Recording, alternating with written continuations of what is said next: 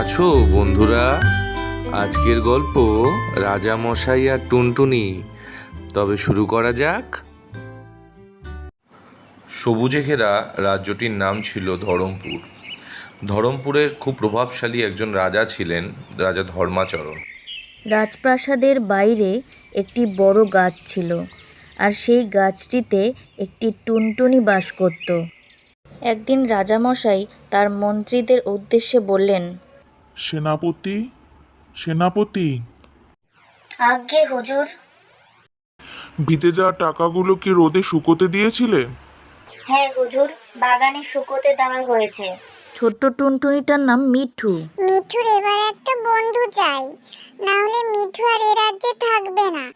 রাজপ্রাসাদের ভেতরে গিয়ে দেখি কোনো বন্ধু পাওয়া যায় কিনা। ওই তো, এখানে আমার মতো কত বন্ধু খেলা করছে। যাই, বাগানের ভেতরটা আর একটু ঘুরে আসি। এখানে তো দেখছি রাজকোষের অনেক টাকা শুকোতে দেওয়া আছে। চুপি চুপি দুটো টাকা নিয়ে যাই। টুনটুনি সেখান থেকে টাকা নিয়ে নিজের বাসায় রাখল। 2-3 দিন পর রাজা সভায় বসেছিলেন। সেখানে এসে টুনটুনি বলতে লাগলো, রাজার ঘরে যে ধন আছে, টুনির ঘরেও সেই ধন আছে। টুনটুনি পাখিটি একই কথা বারবার বলতে লাগলো। সেনাপতি, সেনাপতি, এদিকে এসো। টুনটুনির ঘরে গিয়ে দেখো ওর ঘরে কি ধন রাখা আছে, আর সেই ধন এক্ষুনি আমার কাছে নিয়ে এসো। চলো তাড়াতাড়ি চলো, টুনির বাসায় কি ধন আছে দেখতে হবে।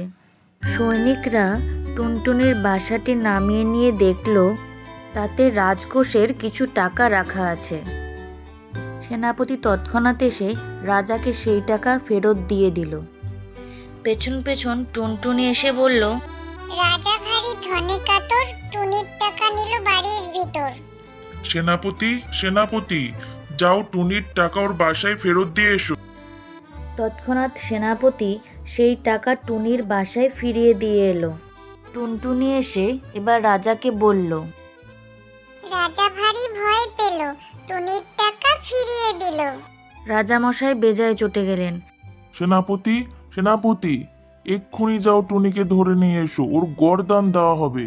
হুজুর, মিঠুকে ধরে নিয়ে আসা হয়েছে। তা বেশ, ওর এবার গরদান যাবার ব্যবস্থা করো। ওরে বাবারে, ওরে বাবারে, আমার নাকটাই কেটে গেল। টুনটুনির গর্দান দিতে গিয়ে রাজামশাইয়ের নাক কেটে যায়, আর টুনটুনি উড়ে পালায়। রাজামশাই টুনটুনিকে নিয়ে খুব চিন্তায় পড়ে গেলেন। ঠিক এমন সময় টুনটুনি এসে বলতে লাগলো, নাক কাটা রাজা রে, দেখ কেমন সাজা রে। তাতে রাজামশাই আরও ক্ষেপে গেলেন। রাজামশাই তার 7 রানীকে ডেকে পাঠালেন। রানী, রানী, বলুন রাজা মশাই। তোমরা সব রানীরা মিলে আজই আমায় এই পাখিটা ভাজা করে দেবে। আমি আজই ওকে খাবো। আজ্ঞে রাজা মশাই। দিদি, এত সুন্দর পাখিটাকে তো মারতে মন চায় না যে।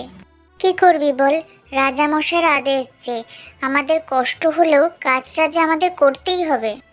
দিদি ভাই, সর্বনাশ হয়ে গেছে, পাখিটা উড়ে চলে গেছে। হবে এবার?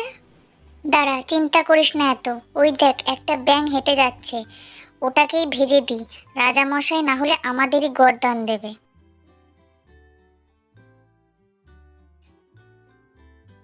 আহ, টুনির মাংসটা খুব সুস্বাদু ছিল। আজকে খাওয়া দাওয়াটা বেশ জমিয়ে হলো, তাই না বড় রানী? আজ্ঞে রাজা মশাই। ঠিক সেই মুহূর্তে টুনটুনি এসে বলল, ভারী মজা, ভারী মজা, রাজা খেলো ব্যাঙ ভাজা। টুনটুনিকে দেখে রাজার মাথায় রক্ত উঠে গেল। বড় রানী, তবে কি আমাকে মিথ্যে কথা বলে টুনির মাংসের বদলে ব্যাঙের মাংস খাইয়েছো? আজ্ঞে, আজ্ঞে রাজা মশাই, আমাদের ক্ষমা করে দিন। কোনো ক্ষমা নেই তোমাদের। আজই তোমাদের সবার নাক কাটা যাবে। সেনাপতি, সেনাপতি, আমার তলোয়ারটা নিয়ে এসো। আমি আজ 7 রানীদের নাক কাটবো। জি হুজুর রাজামশাই। শাস্তিস্বরূপ রাজা 7 রানীর নাক কেটে দিল। সেই সময় টুনটুনি এসে বলল, এক টুনিতে টনটনালো, 7 রানীর নাক কাটালো। কথা বলে মিঠু অন্য কোনো ভিন রাজ্যের উদ্দেশ্যে পাড়ি দিল। রাজার সৈনিকরা মিঠুর পিছু করেও মিঠুকে খুঁজে পেল না। এভাবেই গল্পের এখানেই সমাপ্তি হলো।